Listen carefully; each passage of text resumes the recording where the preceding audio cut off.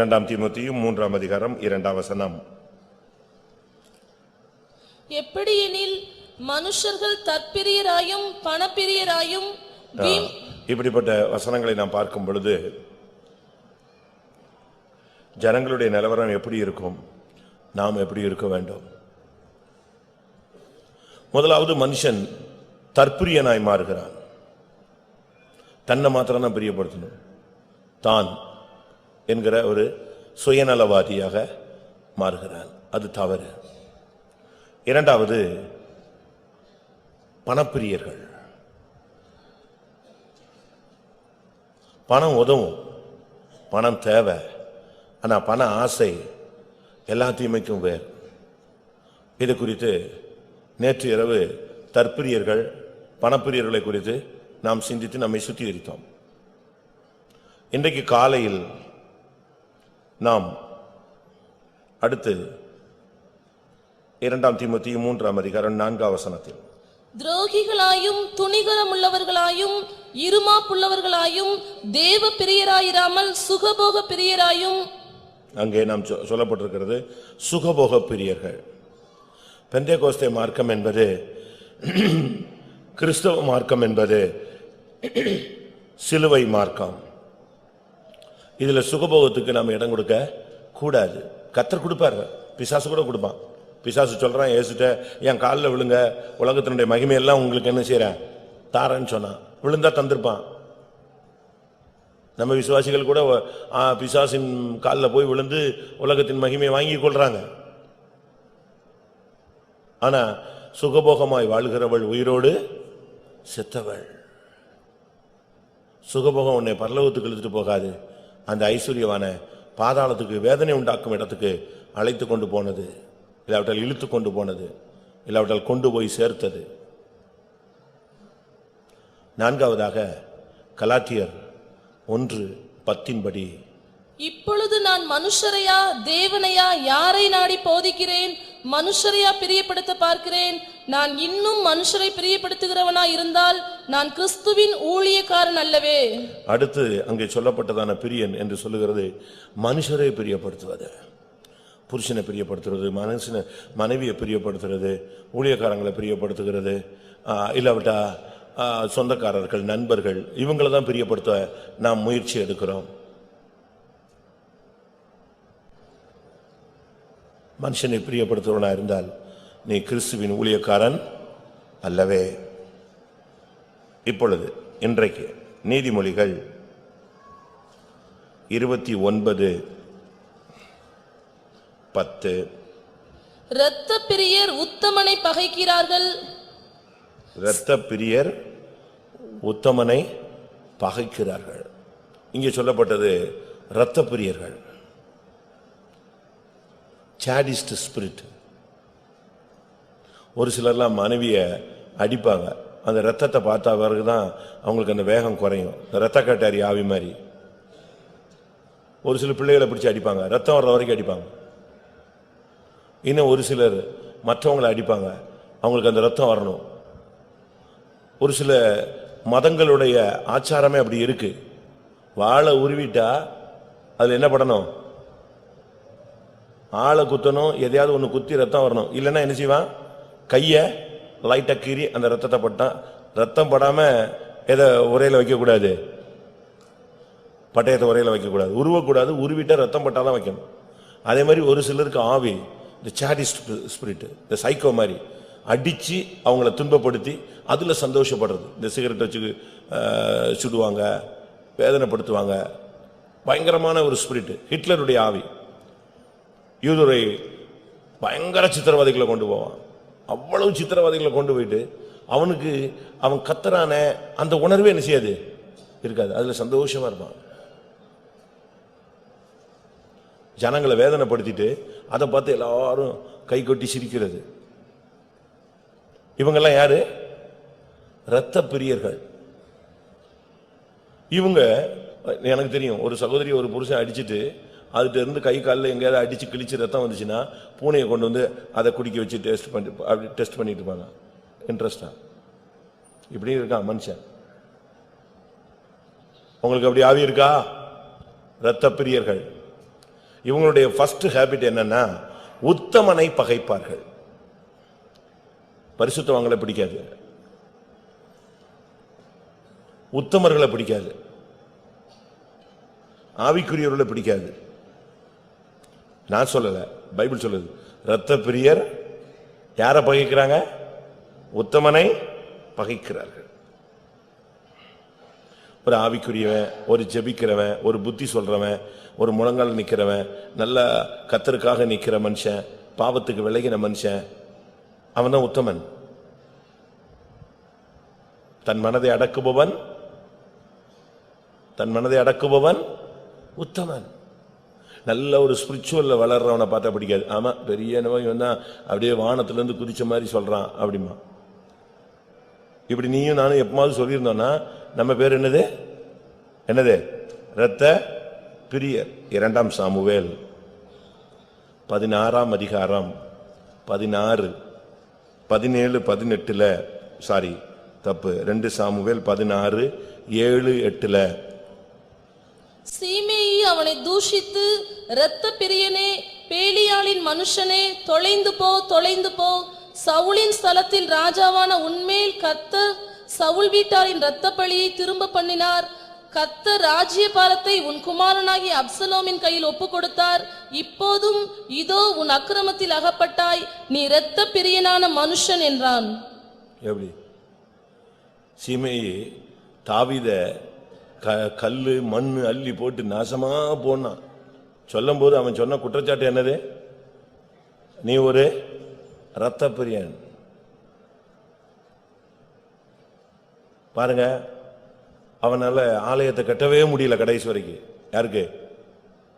ஆலயத்துக்காக லட்சக்கணக்கில் கோடிக்கணக்கில் சேர்த்து வைக்க சக்தி இருந்துச்சு தவிர கர்த்தர் சொல்லிட்டாரு, நீ யுத்தத்தில் அதிகமா ரத்தம் சிந்தி இருக்கிற, அதனால நீ என்ன செய்யாத, ஆலயத்தை கட்டாத, வேண்டாம்.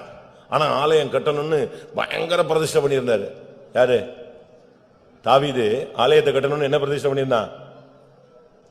பெட்ல மெத்தையில படுத்து தூங்க மாட்டேன், நைட்ல தூங்கவே மாட்டேன். ஜெபிச்சானா? அப்படி ஜெபிச்சானா? 132 சங்கீதம் 2 3 4 5. அவன், நான் கர்த்தருக்கு ஒரு இடத்தையும் யாக்கோபின் வல்லவருக்கு ஒரு வாசஸ்தலத்தையும் காணும் மட்டும் என் வீடாகிய கூடாரத்தில் பிரவேசிப்பதும் இல்லை, என் படுக்கையாகிய கட்டிலின் மேல் ஏறுவதும் இல்லை, என் கண்களுக்கு நித்திரையையும் என் இமைகளுக்கு உறக்கத்தையும் வரவிடுவதும் இல்லை என்று கர்த்தருக்கு ஆணையிட்டு யாக்கோபின் வல்லவருக்கு பொருத்தனை பண்ணினான். எப்படி பொருத்தனை பண்ணிருக்கான் பாருங்க. நான் வீட்டுக்குள்ள போக மாட்டேன், நான் வெளியவே தங்குவேன், படுக்கையில போய் படுக்க மாட்டேன், பெட் போட்டு படுக்க மாட்டேன், தரையிலே படுத்துக்குவேன், நான் தூங்கவே மாட்டேன், என் கண்களுக்கு நித்திரை வரக்கூடாது, யாக்கோபின் வல்லவருக்கு ஒரு ஆலயத்தை கட்டணும் கட்டணும் கட்டணும்னா நல்ல ஆசை. கணக்கு வழக்கில்லாத பொண்ணும் பொருளும் சேர்த்து வச்சுட்டான். ஆனா ஃபைனலா வரும்போது கர்த்தர் சொன்னாரு, இல்ல, நீ என் ஆலயத்தை கட்ட மாட்டாய். எப்படி இருக்கும் வாசிங்க.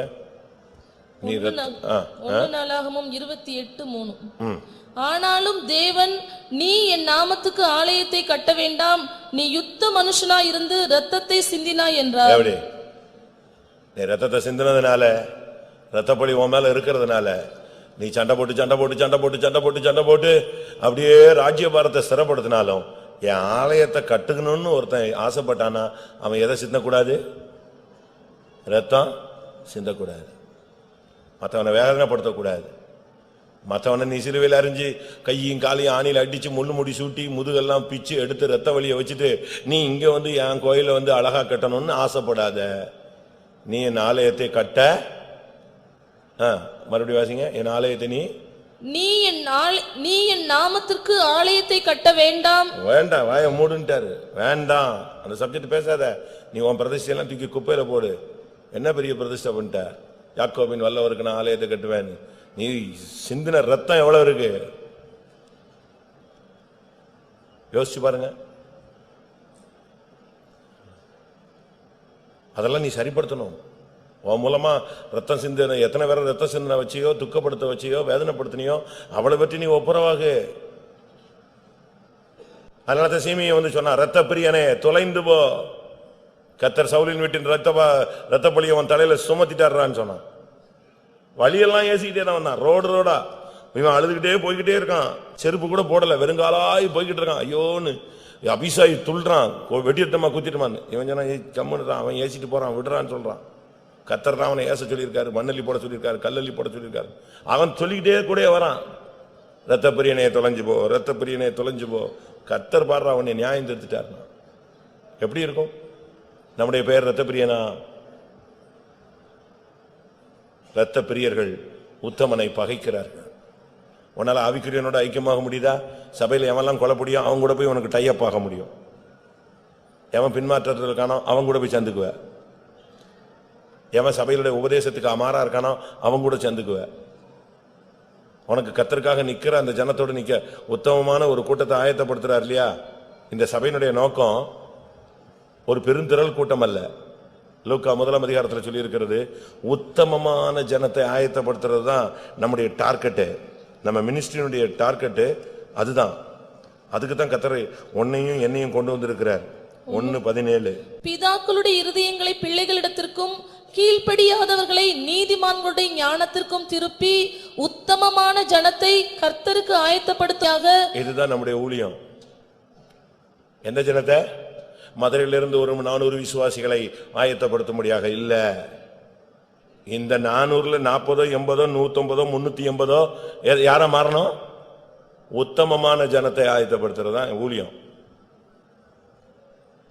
ஆனா இந்த உத்தமனா உனக்கு பிடிக்காது. ஏன்னா அவன் கண்டிப்பான், அவன் புத்தி சொல்லுவான், உன்னை சரிப்படுத்தணும்னு நினைப்பான்.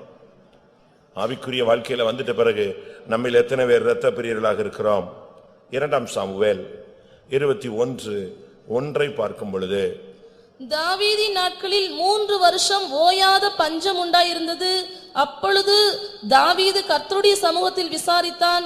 கர்த்தர் கிபியோனியரை கொன்று போட்ட சவுலுக்காகவும் இரத்த பிரியரான அவன் வீட்டாருக்காகவும் இது உண்டாயிற்று என்றார். நீயும் நானும் இரத்த பிரியனா இருந்தா நமக்கு பஞ்சம் உண்டாகும். வறுமை, கஷ்டம், தடை, தரித்திரம், சாபம், வாய்க்கல இப்படிலாம் நீங்க சொல்றீங்கன்னா உங்களுக்குள்ள இரத்த பிரியனுடைய ஆவி இருக்கான்னு பாருங்க. சவுலுடைய குடும்பத்தாராகிய இரத்த பிரியர்கள் நிமித்தம் இந்த ஓயாத பஞ்சம் ஒரு நாள் அல்ல, எத்தனை பஞ்சம்? எத்தனை வருஷம்? 3 வருஷம். தாவீதின் காலத்துல பயங்கர பஞ்சம். அவனும் இந்த பஞ்சத்தை போக்குறதுக்கு என்னெல்லாமோ பண்ணி பார்த்தான், ஒன்னும் செட் ஆகல. கடைசியில் கர்த்தர்ட்ட போய் கேட்டான், ஆண்டவரே இது என்ன சுவாமி, இவ்வளவு பெரிய பஞ்சம் என் தேசத்துல வருஷ கணக்கா இழுத்துக்கிட்டே போதேன். அப்ப சொன்னாரு, இது இரத்த பிரியனான சவுல் நிமித்தம், அவன் வீட்டார் நிமித்தம் வந்தது. உன் ஆசீர்வாதத்துக்கு தடை உன்னுடைய ரத்தம் சிந்துகிற புத்தினால் தான். மற்றவங்களுடைய இரத்த பலிகளுக்கு நீ நீங்களாகணும். அடுத்தவங்க இரத்த பலிக்கு நீ உள்ள போய் சிக்கிடக்கூடாது. உன் நிமித்தம் ஒருவன் இடரல் அடைந்தால் தப்பு. இந்த சபையிலிருந்து ஒருத்தன் உன் நிமித்தம் இடரல் அடி வெளியே போயிட்டான்னா தொலைஞ்ச நீதான் கணக்கு.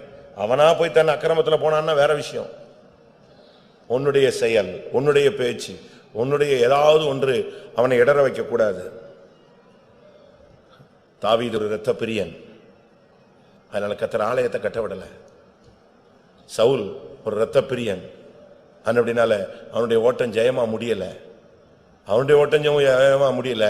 அதே நேரத்தில் ஒரு பெரிய பஞ்சம் தேசத்துக்கு வர்றதுக்கு அவனுடைய இரத்த பிரியனுடைய ஆவி போராடினது.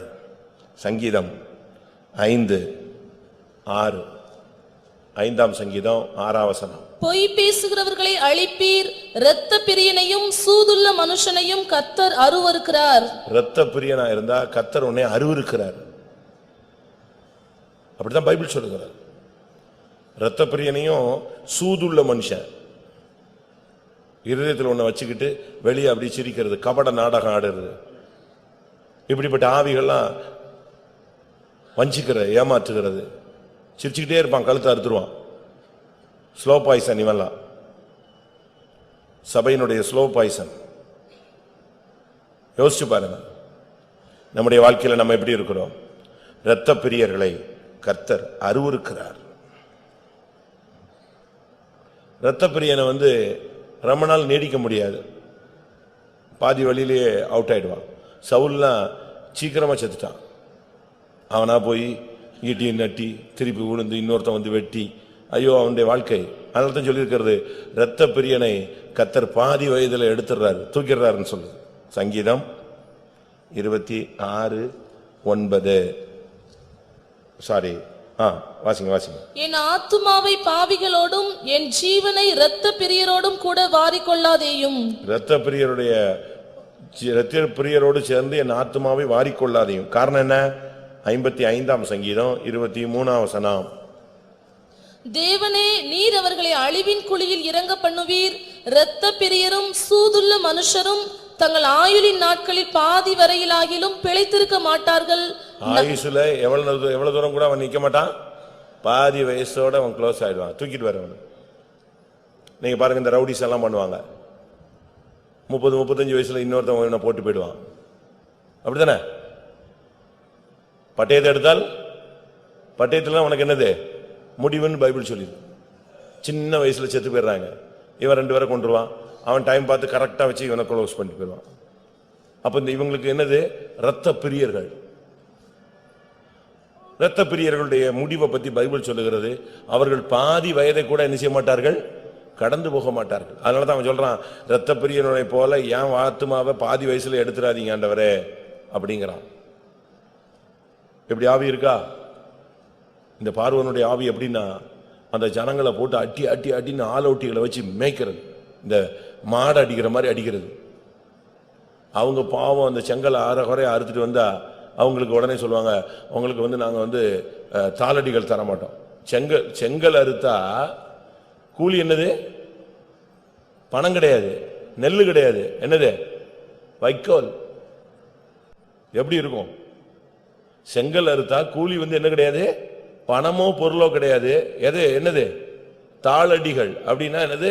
வைக்கோல் அறுத்துட்டு போனது போக மிச்சது. இதை எடுத்துக்கிட்டு அவன் கொண்டு போய் அந்த வயல்ல இருந்து எடுத்துக்கொண்டு போய் அவங்க என்ன செய்யணும், சேர்த்து வச்சிருப்பாங்க. அதை இவன் கொண்டு போய் அந்த வைக்கோலை வித்து காசு வாங்கி, அதுக்கு பிறகு அவன் சோத்துக்குரியதை வாங்கி வீட்டில் போய் என்ன செய்யணும், சோறு பொங்கி சாப்பிடணும். இதுதான் இஸ்ரவேலுடைய தலையெழுத்து. எப்படி இருக்கும் பாருங்க. டைம் ஆன பொழுது, ஜனங்கள் விடுதலையை தேடின பொழுது பார்வோன் சொன்னா, நீ எதுக்கு அவனுக்கு வைக்கோல் கொடுக்குற? கொடுக்காத, வேலையை கரெக்டா வாங்கு, சாயங்காலம் வெளியே அனுப்பு. அவன் போய் வயல்வெளியில எதை தேடி எடுத்துக்கிட்டோம், வைக்கோலை பொறுக்கி அதை கொண்டு போய் திருப்பி வித்து சோத்து சாப்பிட்டோம். அப்பதான் அவனுக்கு புத்தி வருங்கண்ணா. வாசிங்க எப்படி இருக்கான்னு பாருங்க. அப்பொழுது ஜனங்களின் ஆலோட்டிகளும் அவர்கள் தலைவரும் புறப்பட்டு போய் ஜனங்களை நோக்கி, உங்களுக்கு வைக்கோல் கொடுப்பதில்லை, நீங்களே போய் உங்களுக்கு அகப்படுகிற இடங்களில் வைக்கோல் சம்பாதியுங்கள். எப்படி இருக்கும்? 7ஆம் வசனம். செங்கல் வேலைக்கு நீங்கள் முன்போல இனி ஜனங்களுக்கு வைக்கோல் கொடுக்க வேண்டாம், அவர்கள் தாங்களே போய் தங்களுக்கு வைக்கோல் சேர்க்கட்டும். எப்படி இருக்கும்? வேலையெல்லாம் செஞ்சுட்டு இவன் வயல்வெளியில போய் வைக்கோல் எடுத்து அதை கொண்டு போய் கடையிலையோ எங்கேயோ மார்க்கெட்ல கொடுத்து அதுல இருந்து என்ன செய்யணும், சோத்துக்குரியதை வாங்கிட்டு போய் சோறு வாங்கிட்டு வரட்டும். அப்பதான் புத்தி வரும்னா. என்ன மாதிரி ஸ்பிரிட் பாருங்க, கொடுமையான ஒரு ஆவி. நம்ம ஆளுங்க கூட அப்படித்தான். 12 ரூபா கொடுத்துட்டு அதுக்கு 28 ட்ரிப்பு கணக்கு கேட்பான். கொடுத்தது எத்தனை ரூபா? 12 ரூபா. அதுல 4 பேர் சாப்பிடணும், 7 பேர் குழம்பு வைக்கணும். இதுல வேற வாய்க்கு ருசியாக இருக்க வேண்டும். மெனு கொடுத்துட்டு போயிடுவாரு. நீ எந்த காலத்துல இருக்கிற? கற்காலத்துல இருக்கிறியா? அதுல வேற டேஸ்டா இருக்கணும், இல்லைன்னா அதுக்கு அடிப்பாரு, இல்லைன்னா கோவப்படுவாரு. 5 ஸ்டார் மாதிரி இருக்கணும். அது எவ்வளவு செலவழிச்சாய், அதுல எவ்வளவு மீதம் எடுத்தாய்? நீ அதே 12 ரூபாய்க்கு நீ அதே குழம்பு வச்சு நீ கொடுத்துரு, அவ வேலைக்கு போட்டோம், நீ சமையல் ஆயிரு, பொம்பளைய மாறிடு. உனக்கு இப்படி செய்ய முடியுமா? யோசிச்சு பாருங்க. இதெல்லாம் தவறு. ஆனா இவர் தேவைப்பட்டா போய் ஒரு பிரியாணி சாப்பிட்டு வந்துருவாரு, 4 முட்டை சாப்பிட்டு வந்துருவாரு, தோசை சாப்பிட்டு வீட்டுக்கு வந்துருவாரு, அமைதியா ஒண்ணும் தெரியாத மாதிரி உட்காந்துக்குவாரு. அப்படியா? இதெல்லாம் சேடிஸ்ட் ஸ்பிரிட்டுங்க. மற்றவங்களை துக்கப்படுத்தி வேதனைப்படுத்தி அதுல குளிர் காயிற ஒரு பழக்கம் தப்பு. உனக்கு பிதாவின் சிந்தை இல்லை, உனக்கு தாயின் சிந்தை இல்லை. அடுத்ததாக ஏசாயா 56:10. அவனுடைய காவற்காரர் எல்லாரும் ஒன்றும் அறியாத குருடர், அவர்கள் எல்லாரும் குலைக்க மாட்டாத ஊமையான நாய்கள், தூக்க மயக்கமாய் புலம்புகிறவர்கள், படுத்துக் கொள்ளுகிறவர்கள் நித்திரை பிரியர். அவங்களுக்கு எது ரொம்ப முக்கியம்? தூக்கம்தான். விட்டா தூங்கிட்டே இருப்பான். இந்த கும்பகர்ணன் ஒருத்தர் இருந்தானா, 6 மாசம் தூங்குவானா. அந்த 6 மாசம் கழிச்சு கூட அவனை அவசரத்துக்கு எழுப்பணும்னா யாரை வச்சுதான் எழுப்பணும்? படிச்சிருக்கீங்களா ஸ்கூல்ல? யாரை வச்சுதான் எழுப்பணும்? யானையை வச்சுதான் எழுப்பணுமா? எழுப்ப மாட்டான். படிச்சிருக்கீங்களா? அப்படி கதை கேட்டிருக்கீங்களா? அதே மாதிரி நம்ம ஆளுங்கெல்லாம் ஐயோ படுத்துட்டான், அதோட முடிஞ்சு போச்சு. ஏசு வந்துட்டு போயிட்டு திருப்பி உபத்திரவ காலம் முடிஞ்சா கூட எழுப்ப மாட்டான். ஆண்டவரும் கூட ஒரு டைமுக்கு பிறகு சொல்றாரு, அவனை எழுப்பாத, தொலைஞ்சு போட்டுங்கிறாரு. எழுப்பாத, அவன் தான் மடங்கி படுத்துட்டானே. ஆதியாகமம் 49ஆம் அதிகாரம். யூதா பாலசிங்கம் இறை கவர்ந்து ஏறி போனான். 9வது வசனம். யூதா பாலசிங்கம், நீ இறை கவர்ந்து கொண்டு ஏறி போனாய். என் மகனே, சிங்கம் போலும் கிளச்சிங்கம் போலும் மடங்கி படுத்தான். அவனை எழுப்புகிறவன் யார்? அவ்வளவுதான். 4 மணி ஜெபத்துக்கு எழுப்புகிறவன் யார்? ட்ரெயின் போகும்போது எழுப்புகிறவன் யார்? எங்க போய் எழுப்புறது? அவன் காத்திருப்படத்துல எல்லாரும் ஆவியில் டமால் டிமால்னு இடிச்சுக்கிட்டு இருந்தா கூட அவன் தூங்கிட்டு தான் இருக்கான். அது ஃபேக்டரியில தூங்கி பழக்கம். ஃபேக்டரியில பெரிய பெரிய இன்ஜின் தட்டா தட்டா தட்டான்னு ஓடும். இவன் அங்கேயும் தூங்கிட்டே இருந்திருப்பான். இங்க கொண்டு வந்து விட்டா இது அடுத்த மிஷின், அதுலயே அழகா தூங்கிட்டே இருப்பான். கடலே கொந்தளிக்குது, கப்பல் தடுமாறிக்கிட்டு இருக்கு, இருக்கிறவெல்லாம் பைத்தியம் முடிச்சிட்டு இருக்கான். யோனா எங்க இருக்காரு? யோனா என்ன பண்ணாரு? அவன் பேசாம தூங்கிட்டு இருந்தான். போய் எழுப்புனாங்க, என்னப்பா உனக்கு பிரச்சனை? நீ யாரு? நான் தான், நான் ஊழியக்காரன். ரைட்டு, அப்ப பிரச்சனை எப்படி இருக்கேன்னு? அப்படியா? நான் தான் போல் இருக்கு பிரச்சனை. ரொம்ப சிம்பிளா சொல்றான், நான் தான் தப்பு பண்ணிட்டேன், தூக்கி போடுங்க செவம். அப்படியாவது ஊழியத்தை விட்டு போய் செத்தாவது நல்லா இருக்கும்னு முடிவு பண்ணிட்டான். அப்படித்தானே? தூக்கம் பாருங்க அவனுக்கு எப்படி வரும். அதனாலதான் கர்த்தர் சொல்றாரு, மனவாட்டியாய் மாறின பின்பு ஒரு ஆள் தூங்கினா கர்த்தர் சொல்றாரு, அவனை எழுப்பாரு, போய் தொலைட்டோம். வாசிங்க, உன்னத பாட்டில் சொல்றாரு, எனக்கு பிரியமானவளுக்கு அவளுக்கே மனதாக மட்டும் எப்போ எழுமணும்னு நினைக்கிறாலும் நினைஞ்சு வரட்டும், அது வரைக்கும் நீங்கள் அவளை விழிக்க பண்ணாமலும் எழுப்பாமலும் இருங்கள் என்று மறையின் மேல் உங்களுக்கு ஆணையிடுறேன், சத்தியம் சொல்றேன். எவனும் போய் அவளையும் எழுப்பிடாத. உன்னத பாட்டு 2:7. எருசலேமின் குமாரத்திகளே, எனக்கு பிரியமானவளுக்கு மனதாக மட்டும் நீங்கள் அவளை விழிக்க பண்ணாமலும் எழுப்பாமலும் இருக்கும்படி வெளிமான்கள் மேலும் வெளியின் மறைகள் மேலும் உங்களை ஆணையிடுகிறேன். அவ்வளவுதான். எழுப்புனா உங்களுக்கு துக்கம். அப்படிதானே? தூங்குறாங்க, கூட்டத்துல ஜபத்துல தூங்குறாங்க, அவங்களை எழுப்புனா என்ன இருக்கும்? உடனே பக்கத்துல எழுப்புனா ஆளை கட்டிச்சிருவாங்க. இல்லைன்னா ஒரு பொய் சொல்லுவாங்க, நான் ஜெபிச்சுக்கிட்டு இருந்தேன் அப்படிம்பாங்க, நான் முழிச்சுதான் இருக்கேன் அப்படிம்பாங்க. அதனால கர்த்தர் பார்த்தார், நீ அவளை விழிக்க பண்ணாமலும் இரு, எழுப்பாமலும் இரு. அவ்வளவுதான். விட்டுட்டு போயிடு, கூட்டம் முடிஞ்சிட்டு போட்டோம், எல்லாரும் லைட் ஆஃப் பண்ணிட்டு போட்டோம், அது பாட்டு தூங்கட்டும். எதுக்கு உட்காந்துட்டு ஜபத்துல தூங்கிட்டு கடை? அப்படியே கடை. அதனால தயவு செய்து உங்களில் எத்தனை பேர் நித்திரை பிரியர்கள் என்று பாருங்கள். ஒரு சிலருக்கு தூக்கம் ரொம்ப இன்ட்ரெஸ்டுங்க. அவங்கள தூக்கத்திலலாம் எழுப்பிட்டா கொன்றுவாங்க. கதவை இறுக்கி பூட்டிடுவாங்க, உள்ளேயும் பூட்டிடுவான், வெளியும் பூட்டிடுவேன். தூக்கத்தின் ஆவி வரும்போது எரேமியா 31:26 சொல்லிருக்கிறது, நித்திரை அவர்களுக்கு இன்பமாய் இருந்தது. இதற்காக நான் விழித்து பார்த்து கொண்டிருக்கிறேன், என் நித்திரை எனக்கு இன்பமாய் இருந்தது. எப்படி நித்திரை எப்படி இருக்கு? கர்த்தர் தமக்கு பிரியமானவனுக்கு என்ன செய்யறாரா? நித்திரை அளிக்கிறார். அதுக்கு சரியான பைபிள்ல நீங்க பழைய ஓல்டு மொழிபெயர்ப்புல, நல்ல மொழிபெயர்ப்புல பாத்தீங்கன்னா, நித்திரையில் அவனுக்கு இன்பத்தை அளிக்கிறார். இன்பமான காரியங்கள், சொப்பனம், தரிசனம், பரலோக மகிமையை காண்பிக்கிறார்னு அர்த்தம். இன்னைக்கு நமக்கு எத்தனை பேருக்கு தூக்கத்தின் ஆவி இருக்கு? தூக்கம் வேணும். ஒரு மனுஷனுக்கு 24 மணி நேரத்தில் இத்தனை மணி நேரம் குறைஞ்சது அவன் என்ன செய்யணும்? தூங்கணும். இல்லைன்னா அவன் யாரா மாறுவான்? நாட்கள் போக போக அவன் யாரா மாறுவான்? வியாதியஸ்தனாய் மாறுவான். அதனால அவனுக்கு தூக்கம் தேவை. பட் தூக்கம் ஒரு அசுத்தாவியா அவன் தலையில ஏறி உட்கார்ந்துடக்கூடாது. ஏசாயா 29:10. கர்த்தர் உங்கள் மேல் கனநித்திரையின் ஆவியை வரப்பண்ணி, அவ்வளவுதான். கனநித்திரையின் ஆவி வரப்பண்ணி என்ன பண்ணுவாரு? உங்கள் கண்களை அடைத்து ஞான திருஷ்டிக்காரராகிய உங்கள் தீர்க்கதரிசிகளுக்கும் தலைவர்களுக்கும் முக்காடு போட்டார். அவ்வளவுதான். கனநித்திரையின் ஆவி வந்துச்சுன்னா நீ முக்காடு போட்ட கேஸ் தான். அது ஒரு ஸ்பிரிட். அதனாலதான் சொல்லி இருக்கிறது ஏசாயா 56:10 அவனுடைய காவல்காரர்கள் ஒன்றும் அறியாத குருடர். காவக்காரன் தூங்கிட்டான் எப்படி இருக்கும்?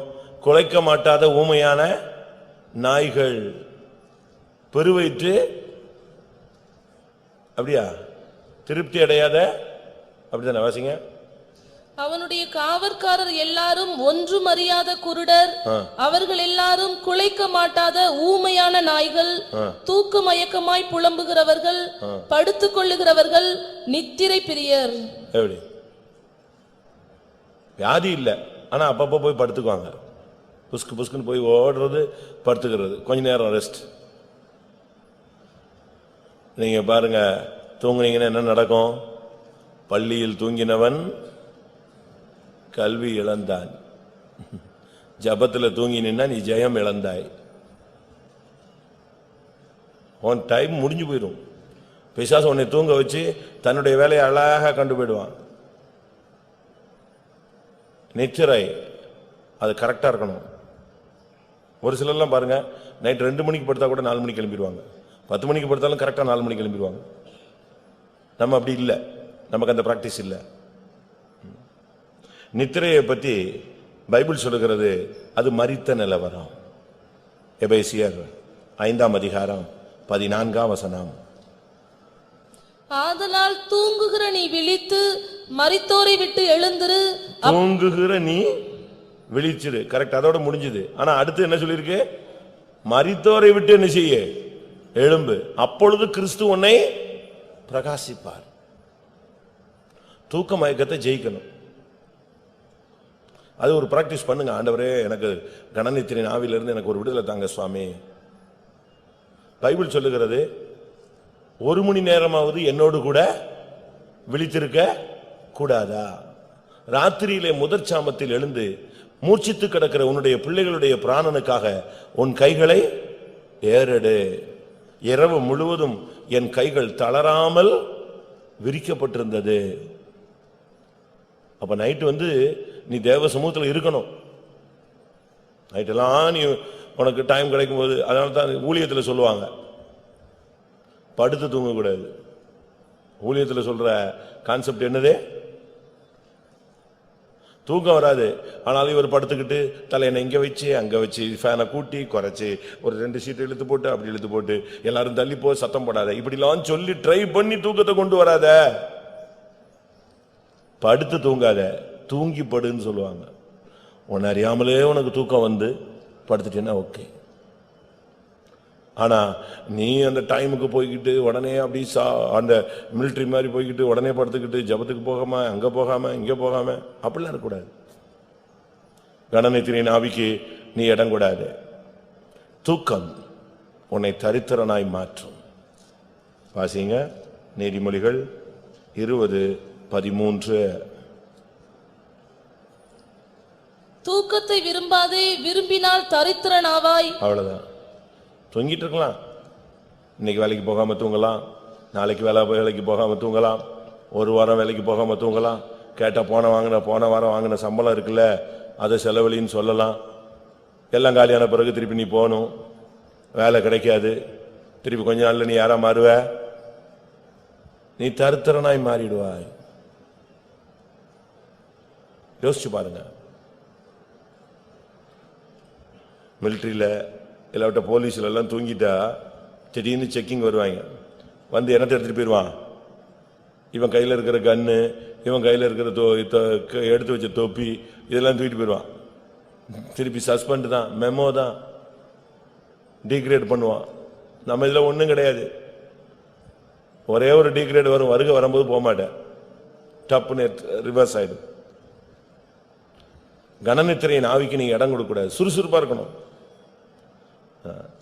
இது ரொம்ப முக்கியமான ஒரு பாதை. நீதிமொழிகள் 23:21.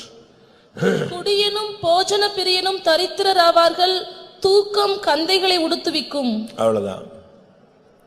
தூக்கம் கந்தைகளை உடுத்துவிக்கும். தூக்கத்துக்கு நீங்க இடம் கொடு. நித்திரை பிரியர்கள் அவாடு படுத்து கிடமா, வேலைக்கு போக மாட்டான். 8:30 பஸ். இந்த பிள்ளைங்க பாருங்க 7:45 8 மணிக்கு தான் எழும்பும். அதுவும் இவங்களை இந்த பிடிச்சு ஊழிக்கு எழுப்பி டைம் ஆயிடுச்சுன்னா 8ன்னு எழும்புன உடனே பாருங்க அதுக்கு பிறகு பாத்தீங்கன்னா பம்பரமா சுத்துங்க. எத்தனை மணி நேரத்துக்கு, எத்தனை நிமிஷத்துக்குள்ள? அங்க போன பாத்ரூம்ல இன்னொரு ஆள் இருக்கும் வீட்டுல. நான் அவசரமா போகணும், தடா புட்டான்னு கத்தி அவனை ஓட்டச்சு கதவை தண்ணியை தூக்கி தலை வழியா ஊத்தி தலை நனைஞ்சது காயாம அங்க இருந்து வெளியே ஓடி வந்து இவங்க சாப்பாடை தூக்கிட்டு ரெடியா நிப்பாங்க. ஒரு இட்லி சாப்பிட்டு போ, அரை இட்லி சாப்பிட்டு போகணும். அதை தூக்கிட்டு புக்குக்கெல்லாம் எடுத்துக்கிட்டு எங்க வந்துருவாங்க, ரோட்டுக்கு வந்துடும். திருப்பி தலையை தோட்டல, அதுக்கு ஒரு வியாதி. அப்படித்தானே? இதெல்லாம் வேணுமா? எழும்பு. குணசாலியான ஸ்திரீ எப்ப எழும்புவா எப்ப தூங்குவான்னு பாருங்க. தமிழ்ல ஒரு பழமொழி உண்டு, பின்தூங்கி முன்னெழுவாள். யாரு? அடுத்த வார்த்தை சொல்லுங்க. அதை சொல்ல மாட்டேங்கிறீங்க.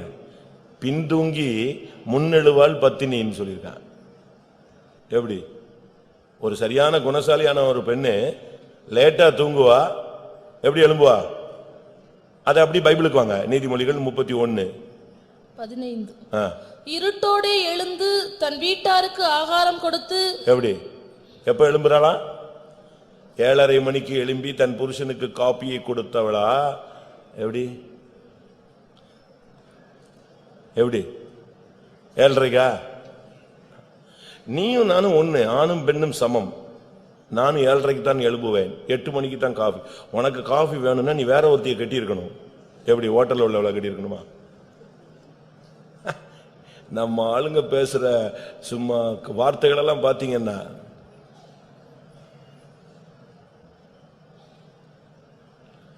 நல்லா கவனிச்சுக்கங்க. நம்முடைய ஊழியத்தின் பாதையில, இந்த விசுவாச பாதையில உன்னுடைய தூக்கம் உன்னைய குணசாலியா மாற்ற விடாது. குணசாலியான ஸ்திரீ என்ன செய்வாள்? எப்ப எழும்புவா? இருட்டோட எழுந்துருவா. நான் நேற்று படிச்சு பார்த்தேன். ஏப்பா அவளை மாதிரி நம்ம பிள்ளைங்கள்லாம் மாறிட்டாங்கன்னா நாமெல்லாம் மாறிட்டோன்னா எப்படி இருக்கும்? சகலகலா வல்லிவு அப்படித்தான் இருக்கு. அங்க பாத்தீங்கன்னா அவ போய் ரெட்டுக்கு ரெடி பண்ணுவா, இங்க போய் வயலுக்கு வருவா, அங்க போய் வயலை வாங்குவா, இங்க வந்து வீட்டுல பிள்ளைகளுக்கு என்ன செய்வா? குளிருக்கு ட்ரெஸ் ரெடி பண்ணுவா, அங்கிருந்து நேரம் போவா, வருங்காலத்தை பத்தி மகிழ்வாள். இங்க வந்தா பாத்தீங்கன்னா விளக்கு, இரவிலும் அவளுடைய விளக்கு அணையாது. அப்படி 24 hours மிஷின் மாதிரி சுத்திக்கிட்டே இருப்பா. அதான் குணசாலினி ஸ்திரீ. வீட்டுல போய் உட்கார்ந்து நல்லா படிச்சு பாருங்க. சும்மா சங்கீதம் 23 படிச்சு சாகுற வரைக்கும் படிச்சு, கர்த்தர் என் மேய்ப்பரா இருக்கிறார், கர்த்தர் என்னை மேய்ப்பரா இருக்கிறார்.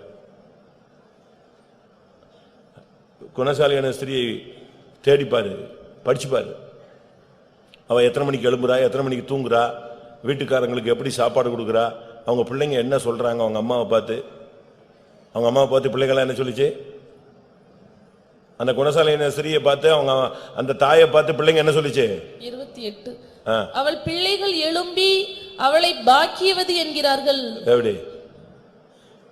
இப்ப நம்ம பிள்ளைங்க அப்பாவுக்கும் அம்மாவுக்கும் பஞ்சாயத்து பண்ணுது. ஏம்மா அந்த ஆள் தான் கோவப்படுறா, நீ கொஞ்சம் அமைதியா வாயை மூடிட்டு இரு. யார் சொல்லி கொடுக்குறா?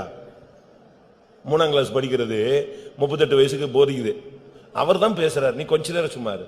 டாடி நீங்க போங்க, வெளியே போங்க, போயிட்டு கொஞ்சம் பொறுத்து வாங்க. இப்ப கிளாஸ் எடுக்கிறது யாரு? குடும்பம் நடத்துறதுல கண்ட்ரோல், பஞ்சாயத்து, சமாதானம் எல்லாம் யாரு பண்ணணும்? இப்படி இருக்கு நம்ம நிலவரம். குணசாலியான ஸ்திரீயை அவ பிள்ளைங்க பார்த்து சொல்றாங்களே, அவளுக்கு எழும்பின உடனே அவங்க அம்மாவை பார்த்து என்ன சொல்லுவாங்க? பாக்கியவதி. புருஷன் சொல்றான், எத்தனையோ பெண்களை நான் உலகத்தில் பார்த்திருக்கிறேன், ஆனா எல்லாரை காட்டிலும் நீ தான் யாரு? நீங்க யாராவது அப்படி ஒரு நாள் சொல்லியிருப்பீங்களா உங்க வீட்டுக்கார அம்மாவை பார்த்து? இருந்தால் சொல்லி இருப்போம். அப்படியா? நான் ஒருத்தனுக்கு சொன்னேன், டேய் பைபிள்ல மோசே வந்து அவங்க மாமனாருடைய வார்த்தைக்கு ரொம்ப கீழ்ப்படிஞ்சான். மோசே மாமனார் மாதிரி என் மாமனார் இருந்தா நான் கீழ்ப்படிச்சே ஆவேன் அப்படின்னா. அப்ப நீ மோசே மாதிரி இருக்கணும்ல. நித்திரையின் ஆவி உன்னை கந்தையை உடுத்துவிக்கும். நியாயாதிபதிகள் 4ஆம் அதிகாரம் 21ஆம் வசனம். பின்பு ஏபேரின் மனைவியாகிய யாகேல் ஒரு கூடார ஆணியை எடுத்து தன் கையிலே சுத்தியை பிடித்துக்கொண்டு மெல்ல அவன் அண்டையில் வந்து அவன் நெற்றியிலே அந்த ஆணியை அடித்து போட்டால் அது உருவி போய் தரையிலே புதைந்தது. அப்பொழுது ஆயாசமாய் தூங்கின அவன் செத்து போனான். சிசரா யுத்தத்துல தோல்வி அடைஞ்சு ஓடி வந்து ஒரு வீட்டுல படுத்துட்டு அவன் பாட்டு தூங்கிட்டே இருக்கான். இவ்வளோ பெரிய யுத்தத்துல தோல்வி அடைஞ்சிட்டோமே, இவ்வளவு பிரச்சனை வந்துருச்சே, நம்ம தப்பி வந்திருக்கோமே, தப்பி வீடு போய் சேரணுமே. அவங்க அம்மா அங்க வெயிட் பண்றா. யாரு? சிசரா அம்மா. என் பிள்ளை வரலையே, ரதம் லேட் ஆகுதே, ரதம் லேட் ஆகுதே, என் பிள்ளை ஏன் வரல, ரதம் லேட் ஆகுது, என்னவும் நடந்துருச்சா?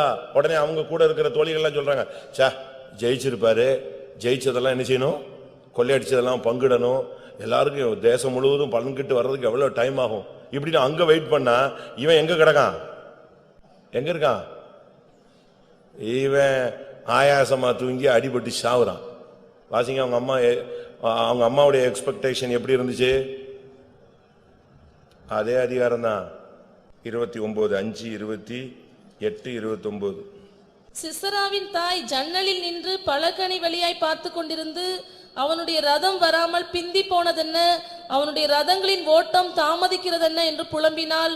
அவளுடைய நாயகிகளில் புத்திசாலிகள் அவளுக்கு உத்தரவு சொன்னதுமன்றி அவள் தானும் தனக்கு மறுமொழியாக, அவர்கள் கொள்ளையை கண்டுபிடிக்கவில்லையோ அதை பங்கிட வேண்டாமோ? ஆளுக்கு 2 பெண்களையும் சிசராவுக்கு கொள்ளையிட்ட பலவர்ணமான ஆடைகளையும் கொள்ளையிட்ட பலவர்ணமான சித்திர தையல் ஆடைகளையும் கொள்ளையிட்டவர்களின் கழுத்துக்கு இருபுறமும் பொருந்தும் சித்திர தையலுள்ள பலவர்ணமான ஆடையையும் கொடுக்க வேண்டாமோ என்றாள். அவங்க காத்திருக்காங்க, ஆளுக்கு 2-3 பொண்ணை பிடிச்சுக்குவாங்க, அப்படி ட்ரெஸ்ஸை போட்டுக்குவான், இதை போட்டுக்குவான், அதெல்லாம் பண்ணி பங்கு எடுத்து கொடுத்து வர வேண்டாமா? அதுதான் பிள்ளை லேட்டுன்னு. பிள்ளை எங்க இருக்கு? பிள்ளை எங்க இருக்கு? ஆயாசமாய் தூங்கின அவன் அங்கேயே செத்து போயிட்டான். தூக்கம் உன்னை சாவுக்கு கொண்டு போயிடும். அதனால தான் சொல்லி இருக்கிறது, தூங்குகிற நீ மரித்தோரை விட்டு எழுந்துரு. நீ எவ்வளவு பெரிய ஆளா இருந்தாலும் தூங்கிட்டேன்னா வாழ்க்கையில தோத்துருவ. இந்த மார்க்கம் தூங்குகிற மார்க்கம் அல்ல. இஸ்ரவேலை காக்கிறவர் அது என்ன, உறங்குவதில்லை, தூங்குவதில்லை. neither sleep nor slumber அப்படின்னு என்ன அர்த்தம்? அப்படி லைட்டா கூட என்ன செய்யறது இல்ல, அசந்தறது இல்ல. நீ படுத்து இழுத்து மூடி பெட்ஷீட் மூடி தூங்க வேண்டாம். கார் ஓட்டிட்டு இருக்கும் போது நீ பெட்ஷீட் போட்டா தூங்க போற? அப்படி லேசா அசரும், அதுக்குள்ள நீ வண்டி கார் எங்க நிக்கும்? பள்ளத்துல விழுந்து நொறுங்கி அடிபட்டு கை கால் போயிடும். இந்த neither sleep nor slumber, உறங்குவதும் இல்லை தூங்க. கொஞ்சம் கூட அப்படி கண் அசைவு கூட, அப்படி தடுமாற்றம் கூட தெய்வத்துக்கு கிடையாது. விட்டா நம்மளாம் என்ன ஆகுறது? முன்னில்லாம போயிடுவோம். சிசரா அவங்க அம்மாவுடைய எதிர்பார்ப்பு பயங்கரமா இருந்துச்சு. ஆனா பிள்ளை அங்க செத்து போயிட்டான். அதுக்கு காரணம் அவனுடைய தூக்கம். நீங்க கூட யோசிச்சு பாருங்க, அவன் பயங்கரமான பராக்கிரமசாலி. தூங்கிட்டான். இந்த பெண்ணு கிட்ட வர்றா, பட்டுன்னு எழும்புறதுக்கு அவனுக்கு சக்தி இல்லை. பாருங்களேன், பட்டுன்னு எழும்புறதுக்கு என்ன கிடையாது, அந்த உணர்வு வரல. பாருங்க, உங்க ரூமுக்குள்ள யாராவது வந்தா படால்னு எழும்பணும், யார் வந்தான்னு. அதுதான் நாங்க பூட்டி வச்சிருக்கோமே, யாருமே உள்ளே வர விடாம ஸ்ட்ராங்கா பூட்டி வச்சிருக்கோம். உன் ரூமுக்குள்ள ஏதாவது ஒரு அசைவு இருக்கு அப்படின்னா உனக்கு ஒரு உணர்வு வேணும். அவ கிட்ட வந்தாளா, ஆணிய எங்க வச்சா, நெத்தியில வச்சாளா, ஒரு அடி அடிச்சா, அடிச்ச உடனே இவன் ஒரு பெரிய வீரன் அல்லவா, அவன் ஒரு சேனாபதி. பட்டால்னு பிடிச்சிட்டு எங்க வரணும்? வெளியே வர வேண்டாமா? புரூஸ்லிய படிச்சிருக்கீங்களா? நம்மால் பனியன் மட்டும்தான் போடுவான் சும்மா. அவனை இயற்கைக்கு அப்பாற்பட்ட சக்தி அவனுக்குள்ள இருக்குன்னு அவனை ஓச்சிரணும்னு கவர்மெண்டே முடிவெடுத்துச்சு அப்படின்னு சொல்லுவாங்க. எந்த அளவு உண்மைன்னு எனக்கு தெரியல. சுட்டிருக்காங்க. அப்படி தம் பிடிச்சு அப்படி தோட்டாவை பிடிச்சிருவான். அது பிடிச்சிட்டு போகாது அவனை. கடைசியில் ஒரு பெரிய கிணத்துக்குள்ள ஏதோ ஒரு வேலை இருக்குன்னு சொல்லி அவனை இறக்குனாங்க. கயிறு கட்டி போய்கிட்டே இருந்தான். அவனுக்கு புரிஞ்சிச்சு என்னத்துக்கு நம்மளை இங்கே இறங்க சொன்னாங்க. இவங்க பிளான் என்னன்னா, இவன் பாதி வரைக்கும் போன உடனே கை தணிஞ்சிடணும், அறுத்து விட்டுறணும், கயிறு இத்து போன மாதிரி காட்டி விட்டுறணும், உள்ள போய் சாவட்டும், அதோட மூடிடலாம். கயிறு அறுக்கிற மாதிரி தெரிஞ்சது பாருங்க. ஒரே தம் பிடிச்சு நேரம் எங்க வந்துட்டான், துண்டான கயிறை எட்டி பிடிச்சிட்டு மேல வந்துட்டான். அவ்வளவு விழிப்பா இருக்கிற மனுஷன் இருக்கும்போது இவ கூடாராணியை தூக்கி வச்சு அடிச்சாலாம். அடிச்சுக்கிட்டே இருந்தாலும் டொங்கு டொங்கு டொங்கு டொங்குன்னு அடிச்சு அது தரையோடு போயிடுச்சு, முடிஞ்சது. அப்ப என்ன மாதிரி தூக்கம்? நம்ம ஆளுங்களையும் தூக்கிட்டு போய் போயிடலாம். கட்டிலோட தூக்கிட்டு போனா கூட அவங்க வாட்டுக்கு ஏதோ சொப்பனத்துல போய்கிட்டு இருக்கும் போல் இருக்கு. கர்த்தருடைய ஆவியானவர் கட்டிலோட தூக்குறாருமா. ஒரு காத்திருப்பு கூட்டத்தில் பட்டாபுராம்ல நைட்டு 2 மணிக்கு நான் தான் காத்திருப்பு கூட்டம் நடத்திக்கிட்டு இருந்தேன். காத்திருப்பு கூட்டம் இல்லை, நைட்டு பிரேயர், சனிக்கிழமை. உச்சகட்டத்தில் எல்லாரும் ஆவியில் அறிஞ்சுக்கிட்டு இருக்கோம். அப்ப திடீர்னு ட்ரெயின் கிடைக்கலன்னு சொல்லி ரயில்வே ஸ்டேஷன் பக்கம் ஒரு பக்கத்து ஒரு விசுவாசிகள் 2 பேர் வந்துட்டான். 2 பேர் வந்த உடனே நாங்க லைட்டெல்லாம் ஆஃப் பண்ணிட்டு தான் ஆவியில் அறிஞ்சுக்கிட்டு இருக்காங்க. எல்லாரும் பிரதர்ஸ் தான், எல்லாம் ஆவியில் அறிஞ்சுக்கிட்டு இருக்கும் போது திடீர்னு பார்த்தா அந்த விசுவாசிகள் 2 பேர் ட்ரெயின் கிடைக்கலன்னு ஒரு 12:30 1 மணிக்கு உள்ள வந்துட்டான். உள்ள வந்தவொடனே யார் வந்தான்னு பாக்குறதுக்காக லைட்டை போட்டாங்க. ஒரு ஆள் பயங்கரமா ஆவியில் அறிஞ்சு குதிச்சுட்டான். பட்டன் லைட் ஆஃப் பண்ணிட்டான். அவனுக்கு டியூப்லைட் போட்டது தெரியாம தரிசனம் பார்த்துட்டோன்னு சொல்லி ஒரு பெரிய வெளிச்சம் வந்துருச்சு, குதிச்சு ஊருண்டு பக்கத்துல உள்ளவெல்லாம் முட்டி மோதிட்டான். இப்படி கேஸ் நம்ம சபையில 2-3 பேர் இருக்காங்க.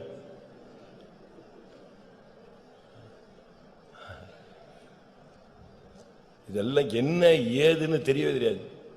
தூங்கிட்டே இருக்கிறது, பட்டக்குன்னு ஏதாவது தெரிஞ்ச உடனே சொல்லிடுறது. நியாயாதிபதிகள் 16:19. அவள் அவனை தன் மடியிலே நித்திரை செய்ய பண்ணி, அவ்வளவுதான். அன்னைக்குதான் அவனுக்கும் சவரகன் கத்திய வச்சு சரட்டு சரட்டு சரட்டுன்னு இழுத்தா ஒன்னும் சூடு இல்லை, சொர்ணம் இல்லை. பேருதான் பெரிய பராக்கிரமசாலி, கோட்டையெல்லாம் புடுங்கிடுவான். ஆனா அவ தலையை சரிக்கிறதுக்கு வச்சு தலையை சரிச்சா இவன் நல்லா தூங்கிட்டு இருந்தான். அவன் கண்கள் பிடுங்கப்பட்டது, அவன் வேடிக்கை பொருளாய் மாறினான். அவன் தரிசனத்தை இழந்து சிறைச்சாலையில கிடந்தான். அதுக்கு காரணம் என்ன?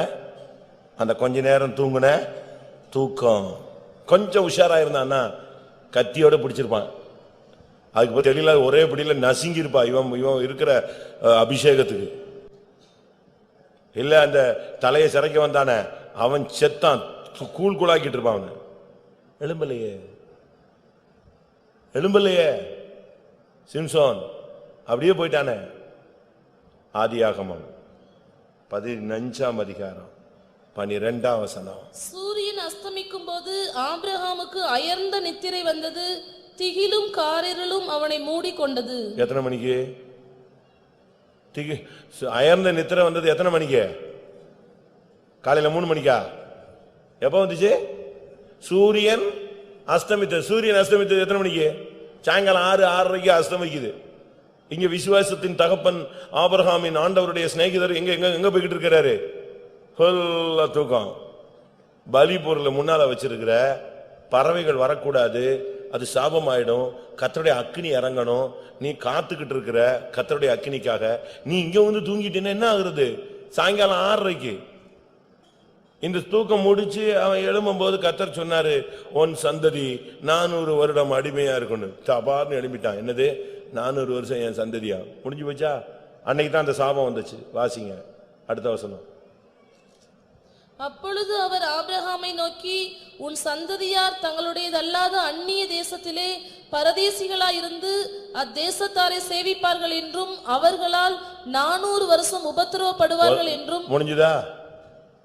சாயங்காலம் 6:30 தூங்குனதுக்கு 400 வருஷம் யாரு போயிட்டா? ஜனங்கள் பரதேசம் போயிட்டான். அப்பா தூங்குனா குடும்பம் படுத்துரும், அவ்வளவுதான். அவங்க தூங்குறாங்க இவங்க தூங்குறாங்கன்னு இருக்கக்கூடாது. யாரு எழும்புனால் முழங்கால் போட்டு ஜெபம் பண்ணு. எழும்பலன்னா விட்டுரு, முழங்கால நீ போடு. ஒரு ஆளாவது வீட்டுல ஒரு தேவ சத்தத்தை எழுப்பு, துதியின் சத்தத்தை எழுப்பு. நீ ஒரு ஆளாவது திறப்புல நில்லு.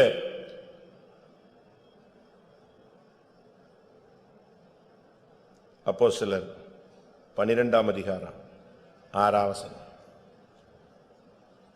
ஏரோது அவனை வெளியே கொண்டு வரும்படி குறித்திருந்த நாளுக்கு முந்தின நாள் ராத்திரியிலே பேதுரு 2 சங்கிலிகளினாலே கட்டப்பட்டு 2 சேவகர் நடுவே நித்திரை பண்ணி கொண்டிருந்தான். அவ்வளவுதான். அவன் பார்த்தான், என்னடா இது கடைசியில பிரச்சனை போய் கடைசியில ஊழியம் செஞ்சு கடைசியில இப்படி மாட்டிக்கிட்டாச்சு, இனி என்னத்தை ஜெபிச்சு என்ன ஆக போகுது, ஓ இழுத்து மூடி தூங்கிட்டான். ஆனா கிருபையுள்ள தெய்வம் அவனுக்காக ஜெபிக்கிறதுக்கு 5ஆம் வசனத்துல ஒரு டீமை வச்சிருந்தாரு.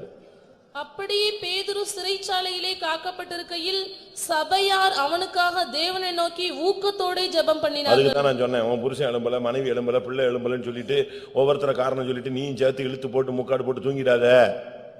யாராவது ஒரு ஆள் எழும்பு. பேதுரு தூங்கிட்டான், ஆனா சபை தூங்கலையே. சபை தூங்குச்சா? சபை தூங்குச்சுன்னா முடிஞ்சு போயிடுச்சு. பேதுரு தூங்கிட்டாரு, ஆனா சபை அவனுக்கு தூங்கல. சபை விழித்திருந்து போராடிச்சு.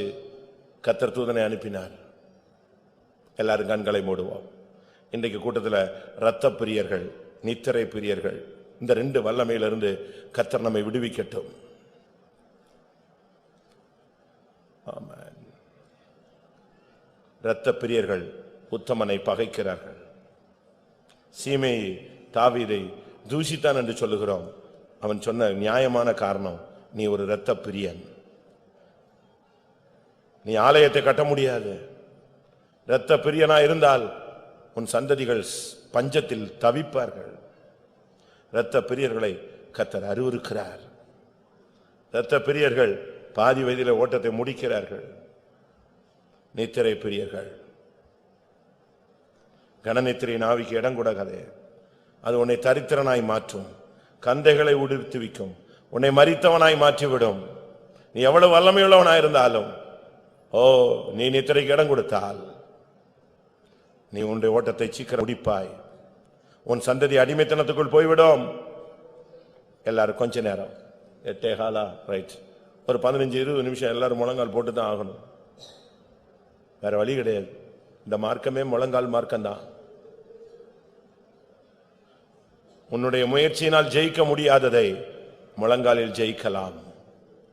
லாங் ஸ்டாண்டிங் ப்ராப்ளம், நீடித்த பிரச்சனைகளுக்கெல்லாம் ஒரே பரிகாரம் முழங்கால் மட்டும்தான். கர்த்தாவே, ஓ உம்முடைய சன்னிதானத்தில் வசனத்தின்படி பார்க்கும் பொழுது நான் ஒரு தற்பிரியன், நான் ஒரு பணப்பிரியன், நான் ஒரு சுகபோக பிரியன், நான் ஒரு மனுஷனை பிரியப்படுத்துகிறவன். இப்பொழுது வசனத்தை கேட்ட பொழுது நான் உணர்கிறேன், ஓ நான் ஒரு இரத்த பிரியன், நான் ஒரு நித்திரை பிரியன். தேவரீர் என்னை மன்னியும். என்னுடைய ஆசீர்வாத குறைவுகளுக்கு நான் தான் காரணம், பஞ்சத்துக்கு நான் தான் காரணம், ஜீவியம் பரிசுத்தமாகாததுக்கு நான் தான் காரணம். எனக்கு பாவிகளை பிடிக்குது, பரிசுத்தவான்களை பிடிக்கலையே, என்னை மன்னியும் ஆண்டவரே.